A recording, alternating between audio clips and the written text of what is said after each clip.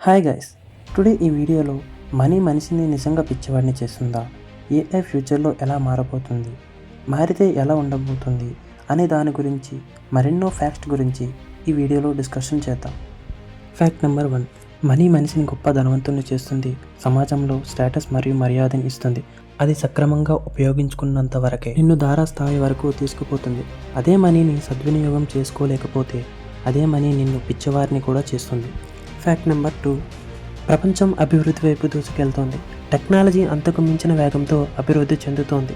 ఈరోజు మనిషి చేసే దాదాపు పనులన్నీ యంత్రాలు చేయగలిగేలా తయారు చేస్తున్నారు.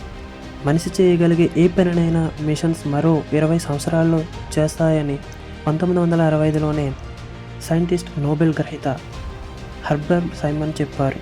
ప్రస్తుతం అదే జరుగుతోంది. ఇక ఫ్యూచర్కి వస్తే మరింత మార్పులతో ఆర్టిఫిషియల్ ఇంటెలిజెన్సీ ప్రతి ఫీచర్ను మార్చడానికి ప్రయత్నిస్తుంది మరియు మార్పులు చాలా వేగంగా జరుగుతున్నాయి.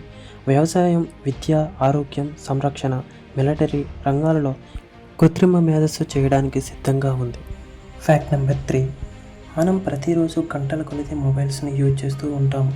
కానీ ఉదయం లేచిన వెంటనే 1 గంట సమయాన్ని మన ఆరోగ్యం కొరకు కేటాయించము. అసలు రన్నింగ్ చేయడం వల్ల బెనిఫిట్స్ ఏంటో తెలిస్తే షాక్ అవ్వాల్సిందే. రన్నింగ్ చేయడం వల్ల కాస్త కష్టంగా ఉన్న చిన్నగా ప్రారంభించినా అవి మీ శరీరానికి మేలే చేస్తాయి. పలు అధ్యయనాల ప్రకారం డిప్రెషన్, డిజాస్టర్తో బాధపడుతున్న వ్యక్తులు తమ మానసిక స్థితిని మెరుగుపరుచుకోవడానికి కనీసం 30 నిమిషాలు కేటాయించి పరిగెడితే చాలు. రోజు పరిగెత్తే వారిలో ఈ ఫలితాలు కనిపిస్తూనే ఉంటాయి మరియు మీకు మంచి అనుభూతిని ఇస్తుంది.